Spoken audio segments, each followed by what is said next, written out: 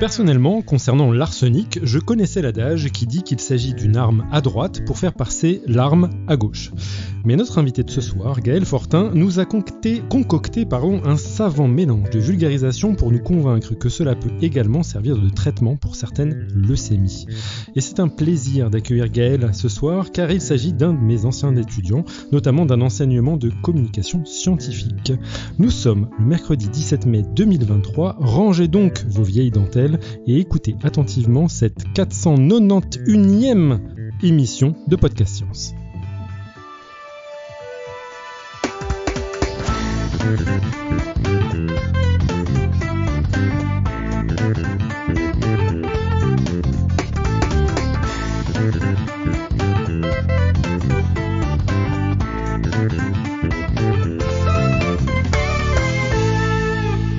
Et ce soir, tout d'abord, autour de notre table virtuelle, nous avons Irène depuis un bateau au large de l'Écosse, n'est-ce point ?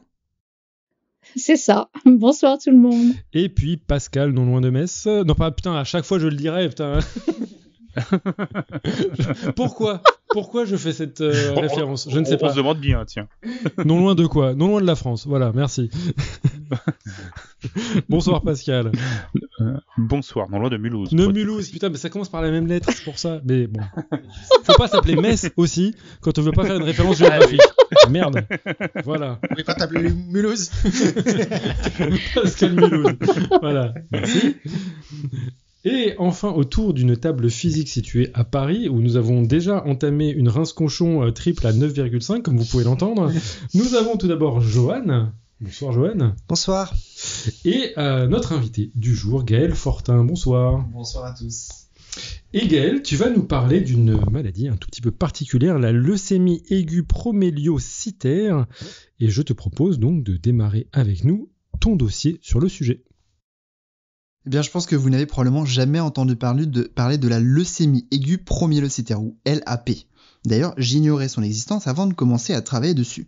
En fait, c'est une sous-catégorie des cancers du sang, ce qu'on appelle les leucémies. Et la LAP est particulièrement rare.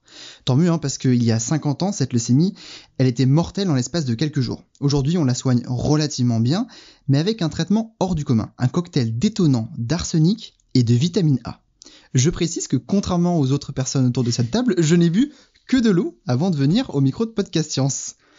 Mais alors, qui a eu cette étrange idée d'utiliser un poison et une vitamine pour traiter cette leucémie ? Et comment est-ce que ça peut fonctionner ? Pour le comprendre, on va plonger ensemble dans l'incroyable histoire de la leucémie aiguë promyélocytaire. Ouais, et je m'aperçois d'ailleurs que je t'ai introduit comme un ancien étudiant, mais ce serait aussi l'occasion, puisque tu dis que tu travailles dessus, pour te présenter un tout petit peu plus. Donc, tu travailles dans quel institut et en tant que à quel niveau de cursus universitaire te trouves-tu ? Alors, je suis en dernière année de doctorat et je travaille donc en cancérologie et je travaille à l'Institut de recherche Saint-Louis. D'accord. Qui est rattaché à l'université Paris-Cité. Fantastique. Petit monde. Et donc, tu voulais nous parler de cette leucémie incurable. Tout à fait. Alors, pour comprendre d'où vient cet étrange traitement, intéressons-nous d'abord à la maladie. On parle souvent des cancers du sein ou du poumon, mais les cancers du sang, beaucoup moins. On connaît un peu mieux le terme de leucémie, mais c'est assez rare de dire qu'une leucémie, c'est un cancer du tissu sanguin. Pourtant, ce tissu existe bien et il est liquide. Il est composé de différents types de cellules qui peuvent donner différents cancers. En France, sur les 380 000 nouveaux cas de cancer diagnostiqués chaque année, 12% d'entre eux, donc 45 000, sont des cancers du sang. Alors, comme pour les autres cancers, tout commence dans une cellule, ces unités qui forment notre corps humain. Mais ici, il s'agit d'une cellule un peu spéciale, dont le job est de nous protéger contre tous ces microbes qui traînent autour de nous. Il y a le lymphocyte, aussi connu sous le nom de globule blanc. Je dis une, mais en fait, ces cellules, il y en a des millions dans votre corps. Et elles se répartissent les tâches. Certaines s'occupent d'attaquer les microbes, d'autres de les identifier, d'autres encore de faire le ménage, bref, chacun est à son poste. Sauf que parfois, ça tourne au drame dans nos cellules. L'une de ces cellules peut être soudainement modifiée, par exemple par les composés qui sont contenus dans une bouffée de cigarette. La plupart du temps, il ne se passe rien pour plusieurs raisons. Déjà, parce que la modification de cette cellule peut n'avoir aucun impact sur son fonctionnement.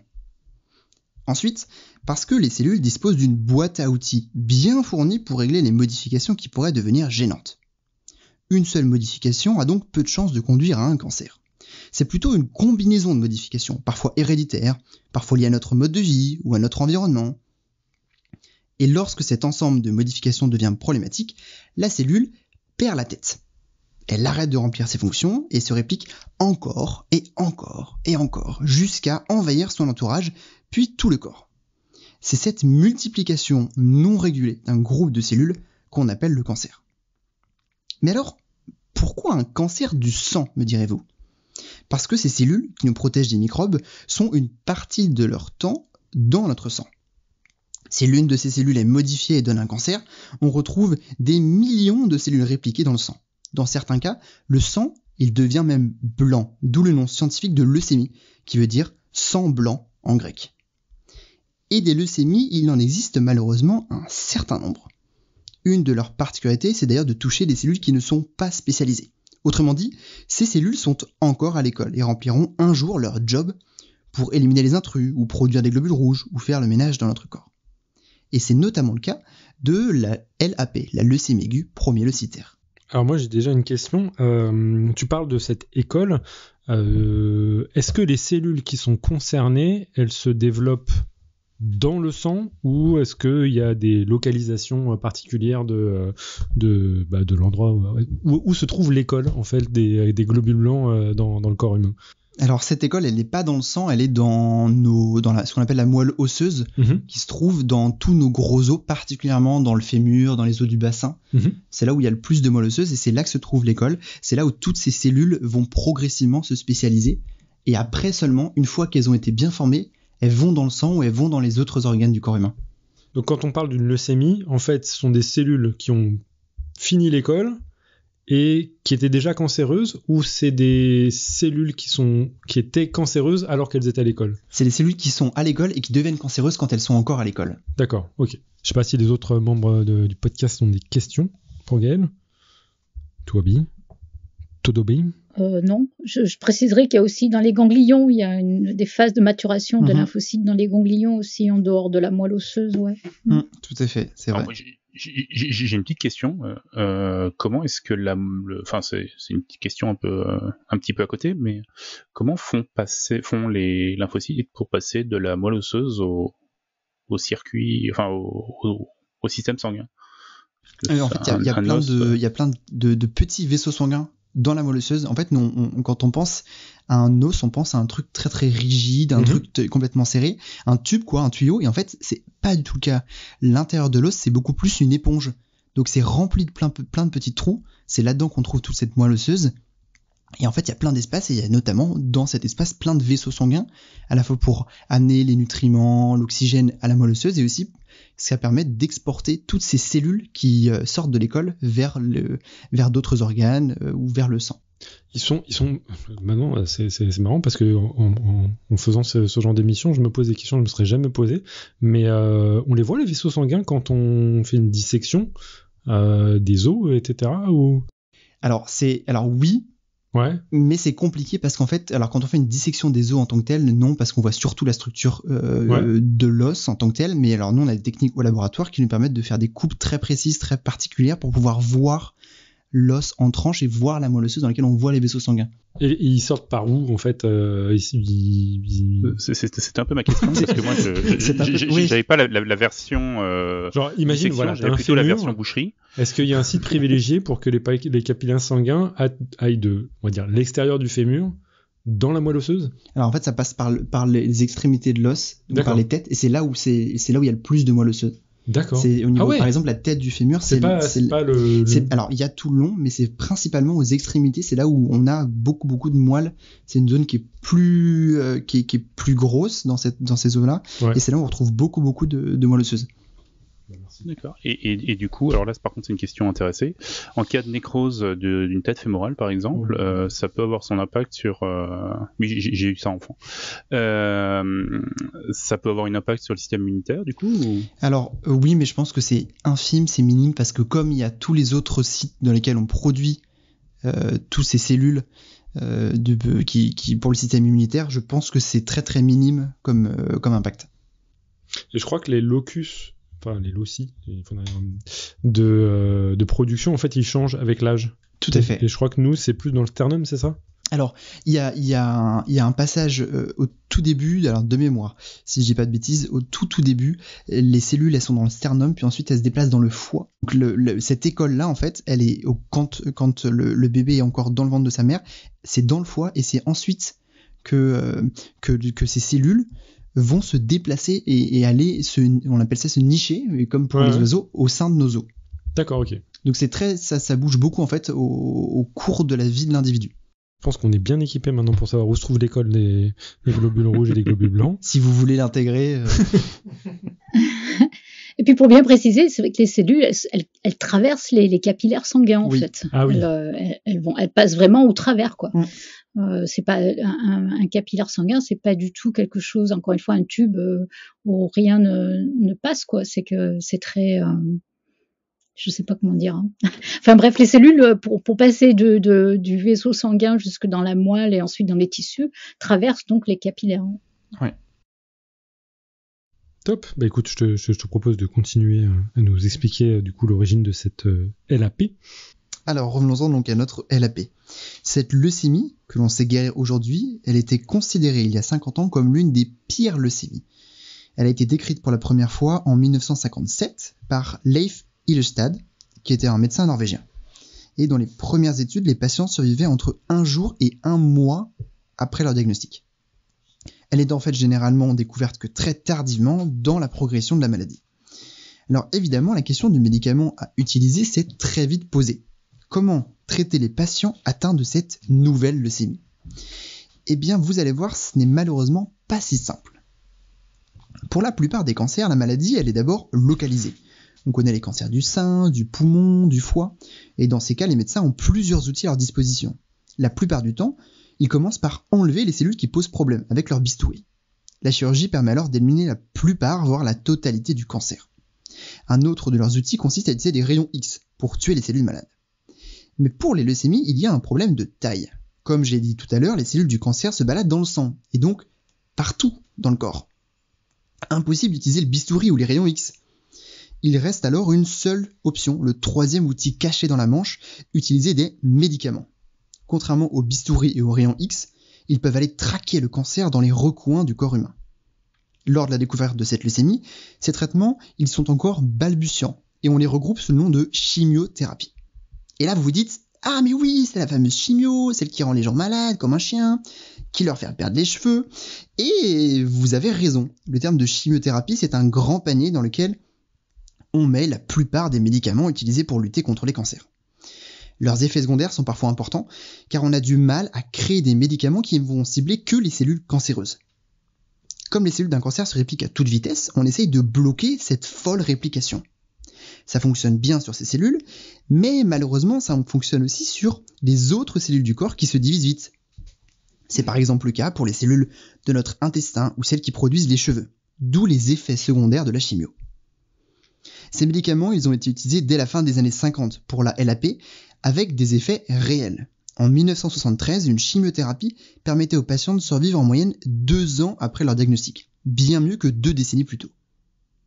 Encore aujourd'hui, pour les autres leucémies qui se développent rapidement, on n'a pas trouvé mieux, et les patients vivent entre 1 à 5 ans après leur diagnostic. Mais pour la LAP, le sort de milliers de patients va changer grâce à un heureux hasard. En 1980, 3 chercheurs testent l'effet de certains composés sur les cellules de LAP récupérées directement de patients. Certains produits semblent agir sur les cellules et l'un d'entre eux retient particulièrement leur attention, la vitamine A. En mettant en contact les cellules avec de la vitamine A, la réaction est immédiate. Les cellules se remettent au boulot. Celles qui semaient la pagaille et se répliquaient sans cesse reprennent leur vie et se spécialisent en cellules du système immunitaire, plus précisément en neutrophiles. Alors comment la vitamine A peut avoir un effet si puissant sur la LAP ? Le mystère, il reste entier. Ces 3 chercheurs n'ont aucune idée. Quelques années plus tard, en 1985, la vitamine A est combinée à la chimiothérapie chez les patients atteints de cette leucémie. L'effet est drastique. Comme les chercheurs l'avaient observé, la vitamine A permet de forcer les cellules leucémiques à retourner sur les bancs de l'école. Une fois en classe, ces cellules deviennent inoffensives pour le corps et arrêtent de se multiplier. Cet effet, combiné à la chimiothérapie, réduit fortement le risque de voir la leucémie réapparaître. Et pour la première fois, certains patients sont définitivement guéris. Nous sommes alors au début des années 90, en Occident. Mais au même moment, à l'autre bout de la planète, une seconde révolution commence. Alors je vais entretenir un tout petit peu le suspense avec une question à propos de ces patients définitivement guéris. Quelle était la définition pour définitivement guéri à ce moment-là? Alors, la définition qu'on donne en cancérologie, d'un point de vue clinique, c'est on regarde à 5 ans. D'accord. À partir du moment où on a commencé le traitement. Et la question, c'est est-ce que ces patients sont encore en vie au bout de 5 ans et est-ce que la maladie est revenue? Si la maladie n'est pas revenue chez un patient ou une patiente au bout de 5 ans, et que quand on refait des échantillons, quand on fait des tests, on voit qu'il n'y a pas de traces des cellules de leucémie, dans ces cas-là, on considère que la personne est guérie. Alors j'imagine qu'en 1985, les méthodes pour... Ah non, tu m'as dit 1990, bref.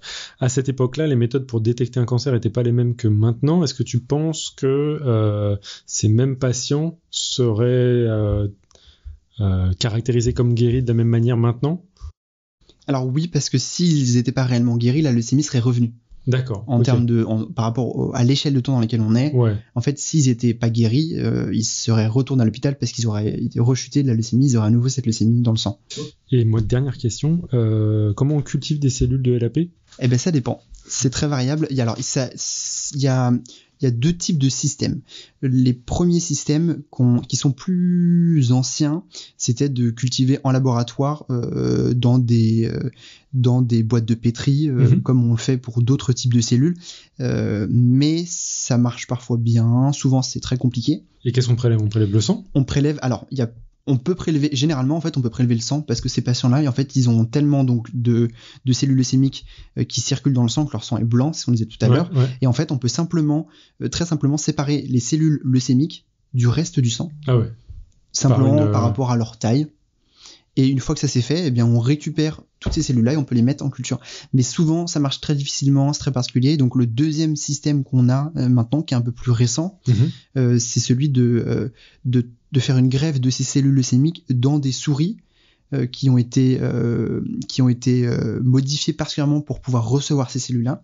Et donc, les souris vont développer à leur tour cette leucémie-là, qui ressemble très fortement à celle du patient. Okay. Là encore, c'est une technique qui marche plutôt bien, mais ça prend énormément de temps. Ça se compte en mois et mois, voire en années, avant que la leucémie, on la retrouve chez la souris. Ok. Donc, pour résumer, on a testé plusieurs molécules, dont la vitamine A. Il s'avérait que la vitamine A forme une rémission pour ces patients atteints de LAP. Et tu nous dis que dans les années 90, une seconde révolution commence. Dis-nous tout.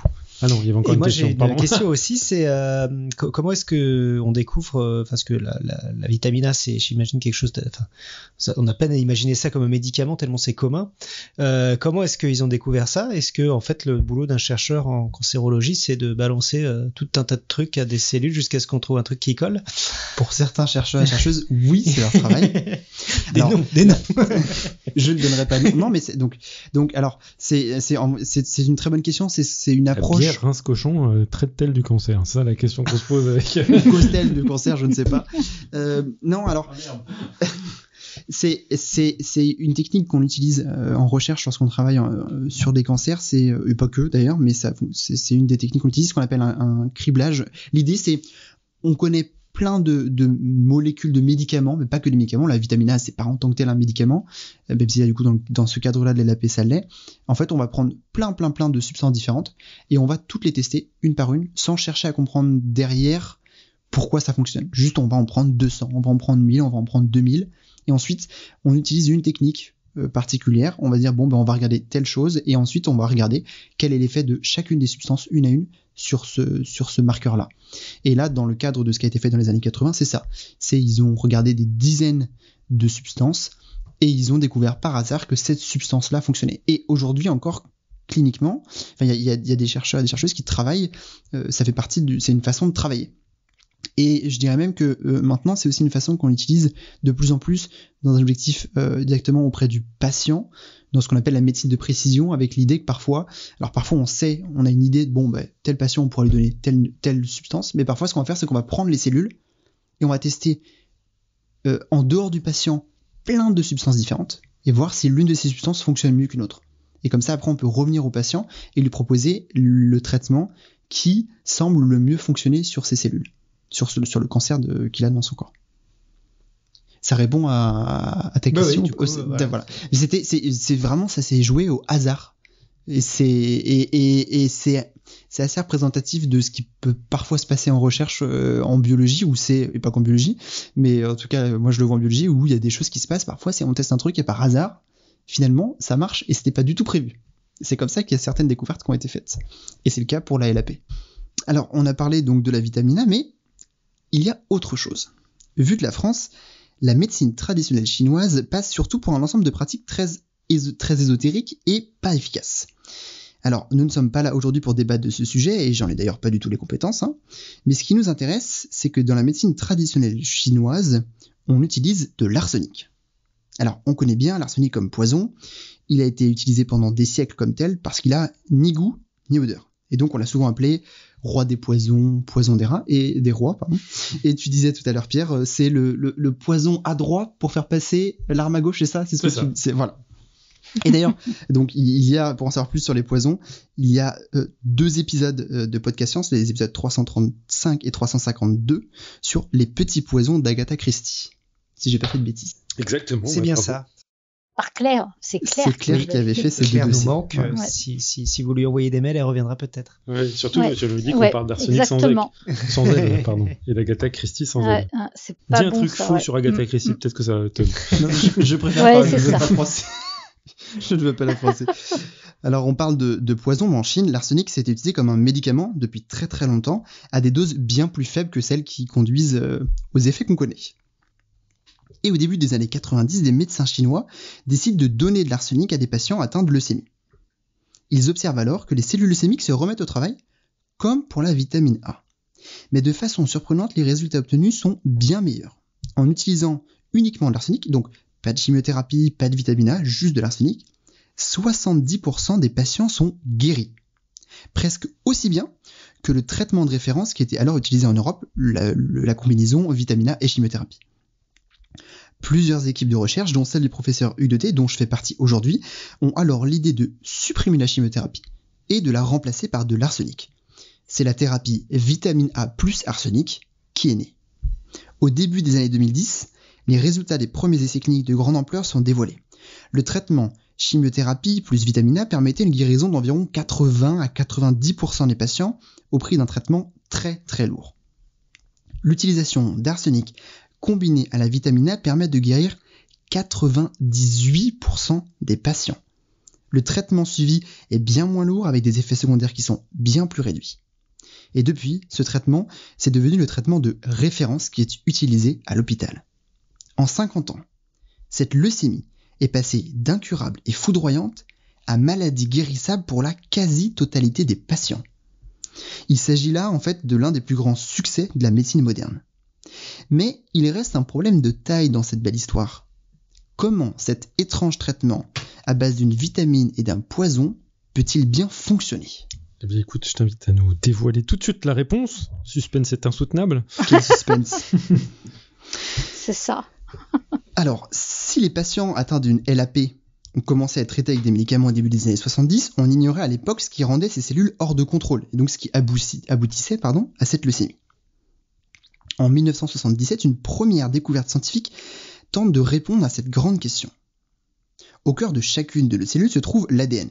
Il fait office de manuel d'instruction de la cellule, et il permet la production des éléments cellulaires qui exécutent les tâches. Les modifications qui touchent nos cellules peuvent parfois aboutir à rendre une instruction illisible. Mais là, c'est pire.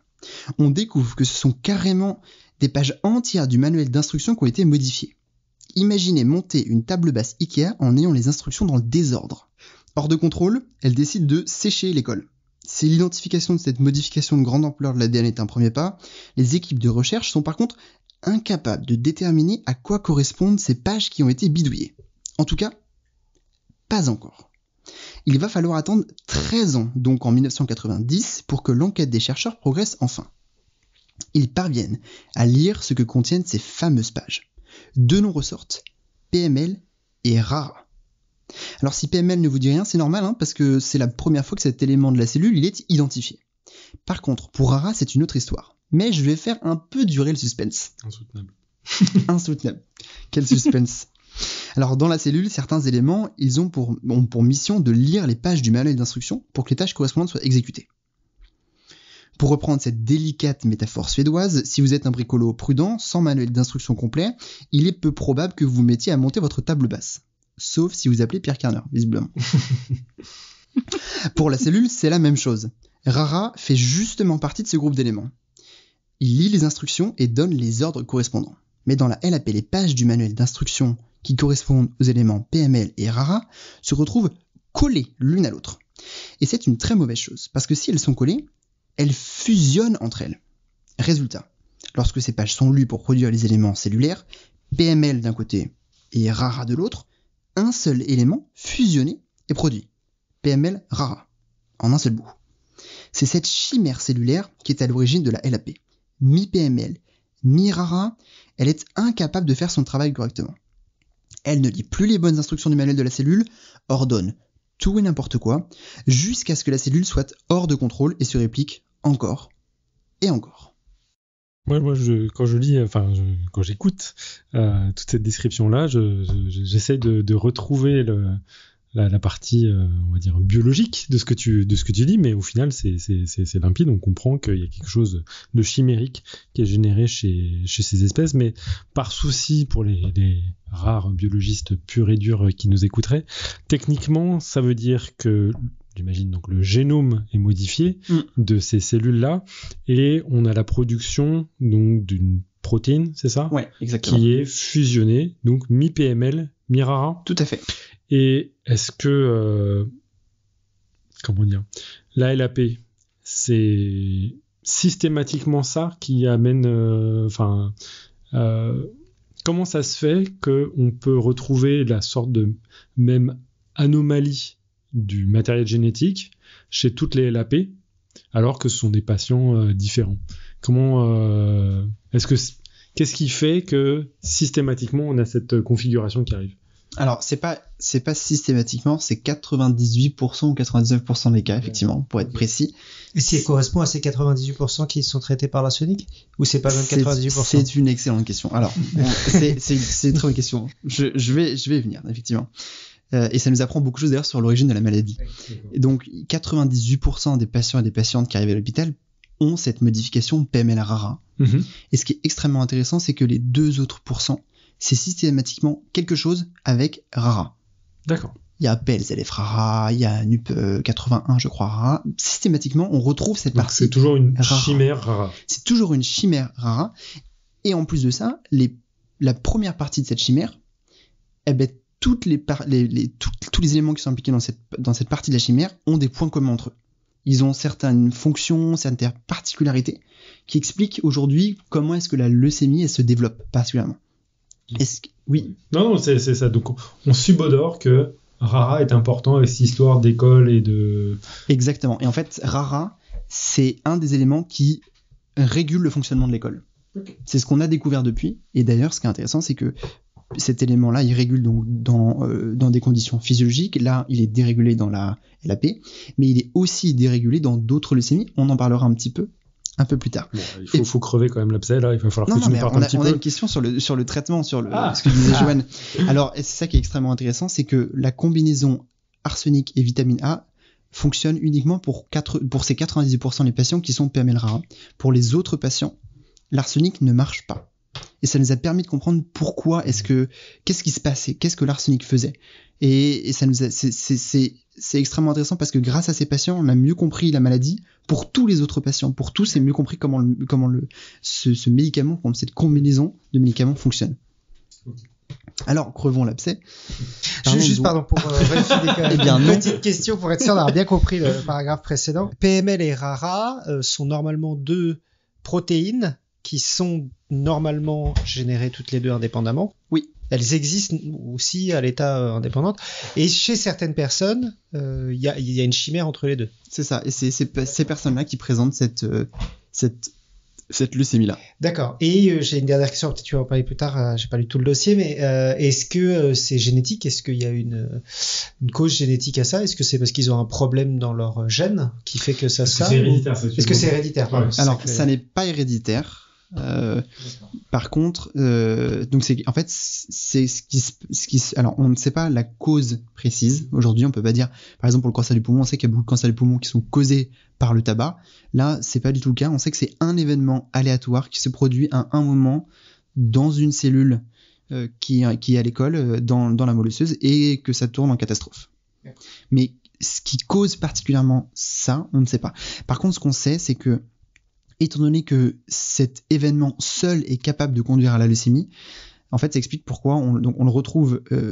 C'est assez rare cette leucémie-là, parce qu'il faut que cet événement arrive, mais systématiquement, probablement, à partir du moment où cet événement arrive une fois, c'est suffisant pour que la leucémie s'installe. Il n'y a pas besoin, il n'y a pas d'autres modifications qui vont se produire dans la cellule. Cette modification-là, elle est extrêmement forte pour causer la maladie. Et d'ailleurs, nous, quand on fait des expériences en laboratoire, il suffit qu'on mette de force cette protéine chimérique-là dans des cellules normales qui sont à l'école dans la moelle osseuse pour qu'elle devienne une leucémie aiguë promyélocytaire. C'est extrêmement fort comme déclencheur de la maladie. Et est-ce qu'il y a un facteur âge? On la trouve plus chez l'enfant, chez l'adulte, chez la femme, chez l'homme? Alors, contrairement aux autres leucémies aiguës, c'est une leucémie qu'on retrouve à tous les âges de façon constante. Il n'y a pas de différence en termes d'incidence, donc d'apparition de cette leucémie-là, justement parce qu'il suffit que cet événement arrive une seule fois, que ça soit à 10 ans, à 20 ans, à 50 ans, pour que la leucémie ait lieu, contrairement aux autres leucémies où c'est une succession de plein de modifications qui va conduire, et donc, la leucémie, et donc ça veut dire que c'est surtout des personnes âgées, parce que c'est ces personnes-là qui vont avoir accumulé dans leurs cellules des modifications jusqu'à aboutir à la leucémie. Donc c'est plutôt les personnes âgées, c'est pas genre exactement constant au moment pour les autres leucémies, c'est surtout les personnes âgées. Là, pour la leucémie du promyélocytaire, c'est constant à travers. Et du coup, si c'est âges. constant à travers l'âge, est-ce qu'on peut en déduire que c'est plus une cause environnementale ou plus une cause, ou est-ce que c'est compliqué de faire ce genre de déduction? C'est compliqué de faire ce genre de déduction, c'est peut-être juste un coup de malchance entre guillemets. D'accord. Et après, c'est une leucémie qui est très très rare. On parle de quelques centaines c'est à peu près 100 patients par an en France. D'accord. C'est une leucémie qui est très rare par rapport aux autres leucémies aiguës. Alors revenons-en, on en revient à PML-RARA et à cette histoire de vitamine A. Si la découverte de PML-RARA explique l'origine de la maladie, elle apporte également un argument choc pour expliquer l'effet du traitement. Le doux nom de RARA a un sens. Il signifie récepteur à l'acide rétinoïque alpha. Et justement, je parle d'acide rétinoïque depuis tout à l'heure, sans que vous vous en rendiez compte. Parce que l'autre nom de l'acide rétinoïque, c'est la vitamine A. Quel bruitage. Bah merci, non mais j'imite vachement bien. Il fait le bruitage, il fait l'introduction, c'est impressionnant. De père en fils. Alors comme toutes les vitamines, la vitamine A c'est une substance dont le corps a aussi besoin pour fonctionner normalement, mais que le corps ne produit pas lui-même en assez grande quantité. Donc l'apport de vitamines se fait principalement par l'alimentation. Donc les plus Sherlock d'entre vous vont commencer peut-être à voir le puzzle s'assembler. Alors on commence ensemble. La LAP est causée par une modification des cellules. Cette modification produit une chimère cellulaire du nom de PML-RARA. PML-RARA met le bazar dans la cellule. Et justement, la vitamine A, qui est utilisée à l'hôpital pour soigner ces patients, elle se fixe sur la partie RARA de PML-RARA, vu que c'est un récepteur à l'acide rétinoïque, à la vitamine A. Notre enquête avance, mais que se passe-t-il après ? La première hypothèse à avoir été avancée, c'était que la vitamine A remettait la cellule sur le droit chemin, en forçant PML-RARA à lire le manuel d'instruction. Mais cette idée, en fait, elle était fausse. La réalité, elle est plus simple. Quand la vitamine A se fixe sur PML-RARA, elle déclenche son autodestruction. Plus de PML-RARA. Les cellules reprennent alors le chemin de l'école pour se spécialiser. Mais ce mécanisme n'est pas parfait. La vitamine A seule est efficace sur la leucémie, mais les patients reviennent généralement à l'hôpital quelques mois ou quelques années plus tard, de nouveau malades. Ça veut dire que la destruction de PML-RARA, elle est importante, mais elle ne suffit pas à elle seule à guérir de la LAP. Et c'est là que l'arsenic entre en jeu.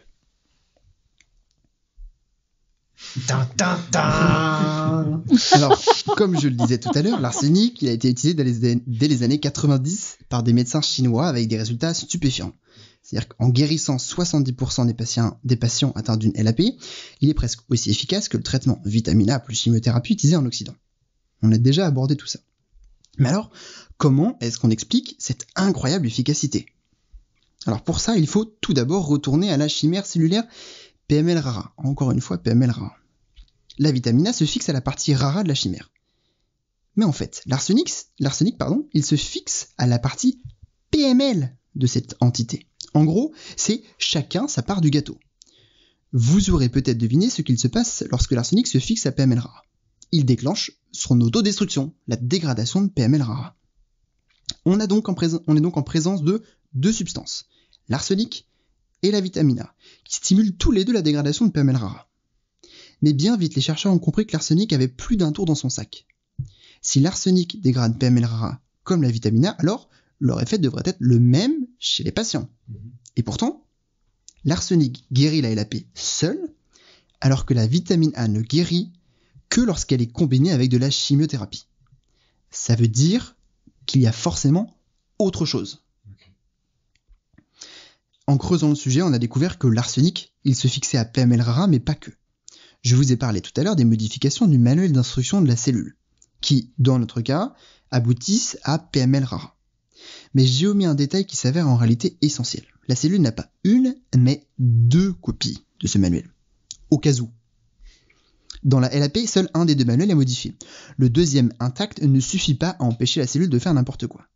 Mais dans ce deuxième manuel se cache une copie normale de PML, qui vit sa vie loin de rara.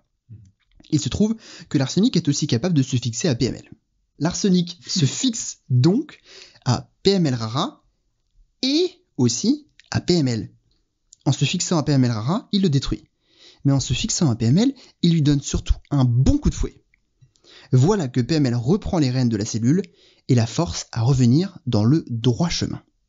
C'est ce double effet qui se coule qui explique pourquoi l'arsenic seul est plus efficace que la vitamine A.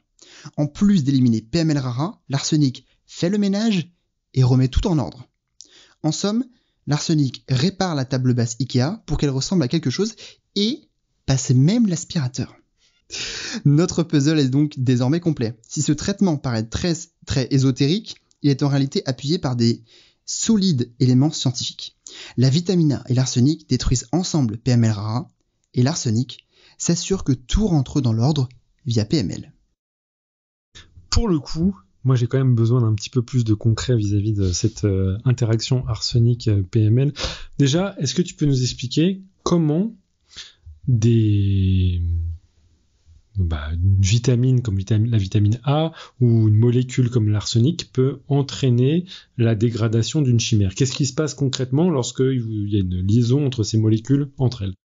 Alors, quand il y a une liaison entre l'arsenic et PML, on a démontré au sein de l'équipe du professeur Hugues de T que ça facilitait le recrutement d'une protéine qui s'appelle UBC9, qui va permettre ensuite de taguer, de mettre des petits éléments, des étiquettes, à la surface de PML, et ensuite de l'amener vers la dégradation. Donc c'est une sorte de signal de dégradation. Ouais.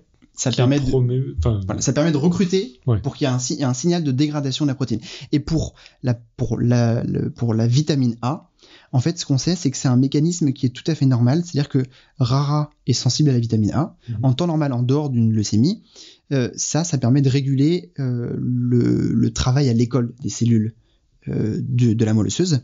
Et en fait, c'est un système de contrôle. C'est-à-dire que s'il y a trop de vitamine A, tout rara va être dégradé, ça va ralentir le développement de ces cellules. Donc il y a plein de mécanismes comme ça. En fait, c'est un mécanisme physiologique qui est conservé dans la protéine chimérique. Donc attends, ça veut dire que si tu faisais une surdose de vitamine A, ça aurait un impact sur ton système immunitaire? En absence de leucémie, oui, tout à fait. Le dosage de vitamine est très important. Il y a des travaux de recherche. C'est bien pour la vue, mais ça peut être aussi mauvais pour ton système immunitaire. Voilà, il faut pas faire de surdosage. Voilà. En fait, les vitamines, il y a effectivement une gamme dans laquelle il faut se trouver. Ouais. Et il faut pas se dire le médecin m'a dit d'en prendre 2, j'en prends 10 comme ça, je suis sûr d'être en pleine forme. En fait, ça marche pas comme ça malheureusement. Ouais, c'est vrai que les vitamines, il faut se méfier en fait. Ouais. Plus ça va, et plus on se rend compte que c'est compliqué. Ouais, c'est pas et que des qu'il y en a carences. beaucoup qui sont toxiques. Mhm. Ah ouais, non, c'est compliqué les vitamines. Surtout celles qui sont pas hydrosolubles en fait, comme la A. Oui. Les ADEK, ce sont des cellules qui sont liposolubles et elles s'accumulent dans le corps. Il faut faire gaffe, ouais. Finalement, c'est comme l'arsenic, la dose fait le poison. Mais du coup, pour l'arsenic, là, j'ai besoin de comprendre un peu mieux comment ça se fait que l'arsenic peut mettre dans le droit chemin la molécule PML. Alors, ce qu'il se passe, si on rentre un peu dans les détails. Ah bah attends, t'es sur Podcast Science, on rentre toujours dans le détail. On rentre dans les détails. Alors, pareil, sans être dans des conditions de leucémie, en fait, PML, c'est une protéine qui est extrêmement importante dans la cellule parce que elle forme, lorsqu'il y a de l'arsenic, lorsqu'il y a du stress dans la cellule, les différentes protéines PML se regroupent entre elles et vont former une plateforme, une usine dans laquelle rentrent des protéines qui vont être modifiées. Et ensuite, en fonction de ces modifications, ces protéines-là vont ressortir de cette usine et leur rôle, leur fonction vont être différentes. Okay. Et donc PML joue ce rôle en temps normal. Et parmi les rôles de PML, il y a le contrôle, s'assurer que les cellules ne deviennent pas cancéreuses justement. Il y a réguler également l'utilisation des lipides, des acides gras dans la cellule. Il y a réguler la division cellulaire. Il y a plein de mécanismes qui sont régulés par PML. Et donc quand on donne de l'arsenic, lorsqu'on met l'arsenic dans ces cellules-là, ça va forcer, ça agit comme un stress auquel PML est très sensible, et ça va forcer PML à refaire des usines, et hop, ensuite à remettre toute la cellule dans le droit chemin en refaisant ces modifications des différentes protéines. Mais on est d'accord que physiologiquement parlant, on n'a pas besoin d'arsenic pour survivre. On n'a pas besoin d'arsenic pour survivre physiologiquement parlant. D'accord. C'est simplement que PML est sensible à l'arsenic de façon extrêmement importante. À de toutes petites doses, on va observer cette formation de ces usines de PML. J'aurai des questions pour plus tard, mais d'accord. Bon alors, finalement, tout rentre dans l'ordre. Alors, serait-ce l'épilogue de cette histoire ? Eh ben, pas vraiment, non. Parce que l'histoire, elle ne s'arrête pas là. Alors, pour la LAP, on a un traitement qui fonctionne extrêmement bien. Désormais, les patients diagnostiqués pour cette leucémie reçoivent le traitement vitamine A plus arsenic qui permet, après de longs mois de traitement, tout de même, la guérison dans la très grande majorité des cas. Et sans chimiothérapie. Et on est sans chimiothérapie. Ça veut dire que les effets du traitement sont bien moindres que la chimiothérapie avec toute la toxicité qu'il y a malheureusement dans ces traitements-là. Okay. Et il y a un deuxième point aussi, c'est que pour l'instant, ce traitement est encore effectué à l'hôpital, mais il y a des travaux qui sont en cours, qui sont extrêmement avancés, pour que l'arsenic, pour que le traitement soit donné simplement en médicament. C'est-à-dire en gélule, on avalerait le traitement et ça permettrait d'avoir un traitement à la maison dans la plus grande partie du temps. Donc on va donner des pilules d'arsenic à des futures veuves. Tout est dans le dosage. Ça va donner des mauvaises idées à des gens. Vous allez recevoir des courriers. Non, mais c'est ça, Johan. C'est vrai que au début tu t'enthousiasmes et puis tu dis ça va être vendu en comprimé. Évidemment, tout est sous contrôle. Non mais après c'est évidemment qu'il y a une question. Le dosage est effectivement extrêmement important parce que si on donne des doses trop fortes, l'arsenic c'est principalement au niveau du cœur que c'est toxique. Donc il faut surtout pas se trouver dans cette situation évidemment. Et on est dans des doses qui sont bien plus faibles dans le cas de la leucémie aiguë promyélocitaire. Rassurez si c'était à l'hôpital que ça se passerait. Ouais, c'est la vente de l'arsenic en. Donc là voilà, il y a pas de chimiothérapie, c'est une situation dans laquelle on a uniquement vitamine A et arsenic et c'est bien plus efficace pour la très grande majorité des patients. Guérir tous ces patients, justement, c'était inespéré pour les médecins des années 60. Et pour toutes les personnes qui sont atteintes d'une autre leucémie. Est-ce que ces découvertes, elles servent finalement à quelque chose ? En un mot, oui. Ouf. Quand même. Ouf. Ce qu'on a découvert après toutes ces années, c'est que PML, il jouait un rôle essentiel dans le maintien de l'ordre cellulaire. On en a un peu parlé avec tes questions, Pierre. Et donc ce justicier qui avançait jusque-là masqué, il a été révélé au grand jour. Et on commence désormais à faire appel à lui dans d'autres leucémies. Je vous donne un seul exemple, mais un exemple très intéressant. En 2021, notre équipe de recherche a montré que PML jouait un rôle essentiel dans une autre leucémie. Et en utilisant un traitement spécial, PML reprenait du service dans ces cellules et permettait de rendre la chimiothérapie bien plus efficace. Donc c'est pas un traitement vitamine A plus arsenic, c'est une autre leucémie pour laquelle on donne de la chimiothérapie. Mais en ajoutant ce traitement à la chimiothérapie, ça permettait de rendre à nouveau les cellules, enfin en tout cas d'améliorer vraiment de façon très importante l'efficacité du traitement. Et là, c'était que arsenic. Et là, c'est pas dans la même situation. Et d'autres travaux ont aussi montré qu'on pouvait stimuler PML dans d'autres cancers, et là, on dépasse le cadre des leucémies. Et donc, mais du coup, je comprends pas très bien.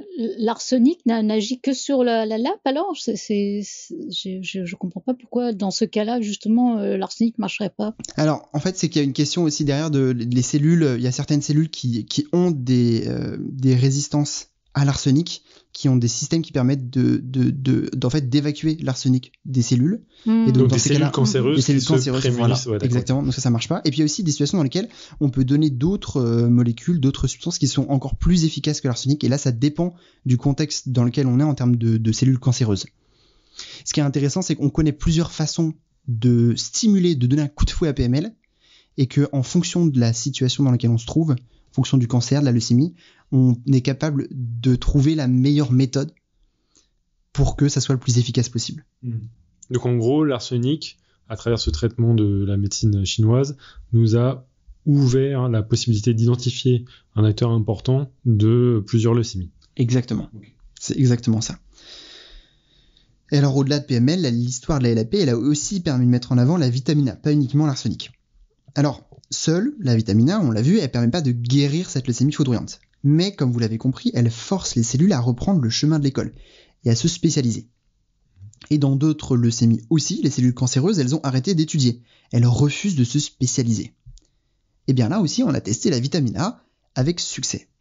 Un essai clinique très récent qui a été réalisé dans le sud de Paris, à l'Institut Gustave Roussy, il vient d'ailleurs de montrer que la vitamine A, elle était bénéfique lorsqu'elle a été ajoutée à la chimiothérapie. Ça ne permet pas encore de guérir ces patientes et ces patients, mais c'est un pas de plus dans cette direction. D'un traitement ciblé contre une leucémie très rare, la vitamine A est en passe d'être utilisée dans des situations qui sont bien plus diverses. Et puis en fin de compte, la vraie leçon à tirer de cette histoire, c'est le changement d'une approche thérapeutique ciblée, vitamine A plus arsenic dans un contexte très précis, vers des traitements qui sont beaucoup plus larges. Alors pour être honnête, même si c'est un brin déprimant, la LAP reste encore une exception. J'aimerais pouvoir dire à ce micro de podcast science que toutes les leucémies sont désormais guéries. Et d'ailleurs, en préparant cette émission, on m'a dit que j'étais, je cite, un peu trop optimiste sur la réalité médicale. Alors, en étant un peu plus pragmatique, la réalité, c'est qu'encore aujourd'hui, après des décennies de recherche, de nombreuses personnes meurent malheureusement chaque année d'une leucémie. Mais grâce au travail acharné que toutes ces équipes de recherche nous menons, les chances de survivre s'améliorent d'année en année. Et la LAP en est un exemple. On pourrait dire que c'est le seul cancer que l'on est aujourd'hui capable de guérir grâce à une thérapie ciblée. Et c'est vrai, c'est actuellement le seul cancer qu'on peut guérir grâce à une thérapie ciblée. Mais je préfère dire que ce n'est pas la seule, mais la première. Il y en aura d'autres, et l'histoire de la leucémie aiguë promyélocitaire montre la voie. Il s'agit avant tout d'un incroyable succès scientifique et médical. Pendant 50 ans, on a essayé, on a étudié, on a cherché à comprendre pour pouvoir guérir.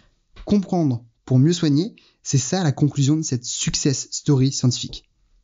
Et j'en suis certain, ce sera la conclusion de toutes celles qui arrivent. Eh bien, c'était top, bravo, excellent. Ça, c'est de l'optimisme, hein. Tout de ça, suite, bravo. Pardon Irène, j'ai pas compris. J'ai dit ça, c'est de l'optimisme, ça, c'est bravo. Oui, je suis aussi d'accord que c'est très optimiste parce que je veux dire en 100 ans de recherche sur le cancer maintenant, c'est vrai que c'est la seule où on a trouvé un traitement ciblé. Est-ce qu'on peut pas se dire que c'est une exception finalement et que la plupart n'en auront pas, quoi? Alors on peut voir le verre à moitié vide ou le verre à moitié plein. Ça y a pas de doute. Non, ce qui est certain, c'est que c'est la seule qu'on sait guérir de cette façon, mais dans les 100 dernières années de recherche contre le cancer, il y a eu des bons qui sont phénoménaux. Aujourd'hui, il y a énormément de patientes et de patients pour lesquels on a des traitements qui marchent très bien. On est capable de dire, écoutez, vos chances de survie, elles sont excellentes. Et de le dire en étant, il y a eu des avancées énormes. Et même quand on regarde simplement les 10 ou les 15 dernières années, les avancées, elles sont phénoménales. La LAP, finalement, les essais cliniques, c'est 2015. L'autorisation de mise sur le marché en France, c'est 2016-2017. Donc c'est très récent. Sur l'arsenic, pour la combinaison vitamine A arsenic.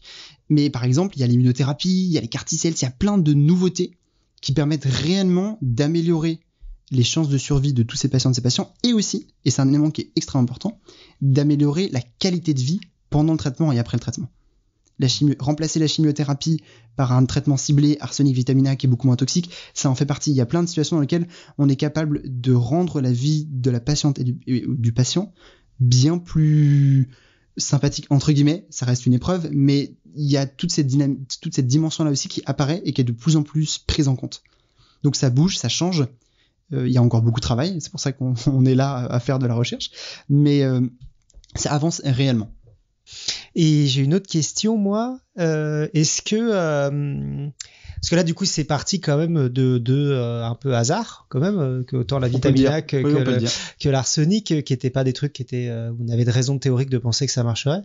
Et ça me fait penser à des études que j'avais lues sur le fait que maintenant on utilisait pas mal d'IA en fait pour essayer de matcher des médicaments qui étaient parfois assez éloignés de leur utilité première, parce que il y avait des ressemblances auxquelles un humain n'avait pas forcément fait le rapprochement. Est-ce que c'est peut aussi utilisable dans ce cas-là, ou est-ce que c'est vraiment tiré par les cheveux?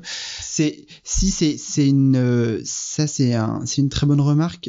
C'est utilisable dans le contexte de la LAP. Là, c'est pas forcément intéressant, mais c'est un intérêt certain parce que aujourd'hui, la chimie permet de créer des milliers de molécules facilement, entre guillemets. Je suis pas chimiste, on va dire facilement globalement. Et donc, toutes ces molécules-là qui existent parfois déjà, on peut pas toutes les tester comme ça, c'est pas possible. Donc, ça permet effectivement, dans certaines situations, de se dire on va aller beaucoup plus vite, on va s'aider de l'ordinateur, s'aider de l'intelligence artificielle pour avoir une première idée. Et il y a certains cancers dans lesquels c'est utile parce que certains cancers sont dépendants de certaines protéines, certains récepteurs pour lesquels on peut essayer effectivement de trouver une substance, un médicament qui va spécifiquement se fixer à ça et pour lequel on n'aurait pas pensé parce qu'en fait c'est quelque chose qu'on n'avait jamais entendu parler mais qui a effectivement qui matcherait très bien. Donc si c'est clairement utile, et l'IA elle sert aussi dans tout ce qui est plutôt diagnostic et dans toute la partie comment on choisit le traitement à partir de c'est l'avantage on peut brasser des milliers de cas de patients et de patientes et trouver quel est le fil conducteur, qu'est-ce qu'il y a de particulier et finalement trouver des liens que l'œil et le cerveau humain sont incapables de voir parce qu'aujourd'hui on travaille avec des téraoctets de données et on n'est pas, je peux pas les lire comme ça, j'ai besoin d'avoir une aide informatique pour pouvoir sortir des choses intéressantes. Alors, on a une question de notre seul auditeur en ligne, Nive, qui tout d'abord fait une remarque. Quand j'étais jeune, le millénaire dernier, la leucémie faisait aussi peur que celui du poumon. Et qui enchaîne par cette question, on associe plus souvent leucémie à enfants. Est-ce que c'est parce que les autres cancers sont moins présents chez eux ? Est-ce que tu aurais une réponse à ça ? Oui, effectivement, effectivement, on associe beaucoup ça aux leucémies de l'enfant parce que c'est des cancers qui sont beaucoup plus courants chez les enfants que dans la population adulte. Tout à fait. Et en fait, ces leucémies-là, elles apparaissent même parfois. On a des situations dans lesquelles on peut montrer plus ou moins que c'est des leucémies qui se sont développées quand le bébé était encore dans le ventre de sa mère et en fait, c'est des leucémies qui vont mettre 5 ans, 6 ans, 7 ans à se développer. Heureusement pour ces leucémies-là, c'est des contextes qui sont un peu particuliers, c'est pas les mêmes leucémies, où elles n'ont pas la même tête, entre guillemets, que des leucémies qu'on retrouve chez des personnes âgées. Et on a des traitements qui sont pas forcément les mêmes, ou même simplement le fait que un enfant, il va beaucoup mieux, entre guillemets, qu'une personne de 80 ans, et donc on peut lui donner des traitements qu'on peut pas donner à une personne âgée, parce que la personne âgée est pas capable de les supporter. Donc pour les leucémies de l'enfant, on a des situations dans lesquelles on peut bien mieux, entre guillemets, soigner que chez les personnes plus âgées, mais il faut quand même rester pragmatique il y a malheureusement encore beaucoup trop de personnes qui meurent d'une leucémie, même chez les enfants. Mais est-ce que c'est un tissu qui est plus susceptible de former des cancers dès les plus jeunes âges ou par rapport à d'autres organes ou pas ? Alors oui, parce que un des éléments clés, c'est que contrairement à d'autres tissus ou d'autres organes, la moelle osseuse, les cellules de la moelle osseuse, elles doivent se répliquer en permanence des millions et des millions de fois, voilà, c'est ça, d'accord. Tout au long de la vie, qu'on soit jeune ou âgé. Les cellules du poumon, c'est beaucoup moins le cas. Les neurones, c'est beaucoup moins le cas. Oui, et donc, en fait, en fonction du taux, de la fréquence de réplication de ces cellules, en fonction des organes, on a des risques de développer des cancers plus tôt. En gros, à chaque fois qu'une cellule se divise, se réplique, c'est susceptible de former un cancer. Exactement. Et dans le cas des cellules de la moelle osseuse, ça arrive tout le temps en permanence. On a des cancers des cheveux. Alors, il y a des mélanomes, je pense, qui sont au niveau du bulbe. Ouais. Mais donc ça, du coup, c'est pas des cancers des cheveux entre guillemets, mais Non, je mais pense c'est- que c'est au je- niveau, parce que c'est les cancers de la peau, et ça, il me semble qu'il y a des sous-types de cancers de la peau qui touchent au niveau du bulbe Ouais. folliculeux qui donne Ouais, parce le que poil. quand tu nous expliquais ce que c'était que la chimiothérapie et pourquoi ça ciblait c'est vrai que spontanément, du coup j'ai compris, oui, en effet, les cheveux vont tomber parce que on cible avec une chimiothérapie des cellules qui se divisent beaucoup, et du coup il y a un risque accru de faire des cancers de la peau au niveau du bulbe. Je viens de faire une réalisation, merci. C'est toujours utile. Irène, tu avais une question ? Non, je pensais aussi qu'il y a pas mal de cancers chez l'enfant au niveau du cerveau. On en voit pas mal aussi, mais pour les mêmes raisons. Oui, parce qu'il croit beaucoup le cerveau encore à ce moment-là. Ouais. Tout à fait. Eh bien, à part si d'autres de mes collègues du podcast a des questions, on va pouvoir passer à la quote de l'émission. Donc, est-ce que tu étais venu avec ta propre citation, Gaël ? Je suis venu avec ma propre citation qui n'est pas extrêmement philosophique. Cette citation, c'est Data is data, donc les données, ce sont les données. C'est quelque chose que me dit souvent mon directeur de thèse, Hugues Le Thé. Et en fait, c'est une citation que j'aime bien parce que finalement, c'est ça le cœur de la recherche. Et on a parfois tendance dans certains laboratoires ou dans le système académique d'oublier un petit peu. Mais la priorité, ce sont les données. En fait, les résultats, ils nous donnent des choses. Les expériences, elles nous donnent les résultats. Et après, il faut juste qu'on les comprenne, qu'on les interprète, qu'on arrive à comprendre ce que ça veut dire, biologiquement parlant, dans le cas de la biologie. Mais c'est le cœur de notre métier, c'est les données, ce sont les données. Et après, on voit ce qu'on en fait. Mais elles sont là et on doit les accepter telles qu'elles sont. Très bien. Bah oui, en plus, j'imagine que pour des molécules aussi ésotériques que de l'arsenic et de la vitamine A, c'est vraiment le moment où il faut avoir le... Tout le monde mettre tous les préjugés de côté et vraiment se concentrer sur qu'est-ce que disent mes résultats. Ouais, non, tout le monde n'était pas convaincu dès le début. Ouais, je peux comprendre. En tout cas, je trouvais que tu avais très bien amené le dossier, Gaël, parce que ça fait très... le suspense était là. Merci. Donc, il y a l'aspect scientifique. C'est vrai que l'aspect scientifique est indiscutable. Mais en même temps, je trouve que tu l'as vraiment très, très bien amené. Et ça fait une histoire super passionnante. Ouais, et sans être sensationnel, c'est très, très appréciable. Il y avait toutes les notions qu'il fallait pour pouvoir quand même se prémunir de... tout de suite, je vais m'acheter 28 000 kg de vitamine A. Non, ne faites pas ça chez vous. Ne reproduisez pas ça chez vous, s'il vous plaît. Ni d'arsenic. Ni d'arsenic, d'ailleurs, ouais. Et j'en profite pour dire un immense merci à Gaël de nous avoir proposé ce fantastique dossier. Nous vous invitons à suivre ce jeune talent de la vulgarisation et médiation scientifique, notamment en écoutant son podcast 3,9. Je mettrai toutes les notes, toutes les informations et les liens dans les notes de l'émission, ainsi que sur son site web et sur ses dernières actualités. On vous recommande par contre de lui attribuer 5 étoiles plutôt que 3,9, et pourquoi pas pour Podcast Science à la même occasion. Et en attendant, eh bien, que servir la science soit votre joie.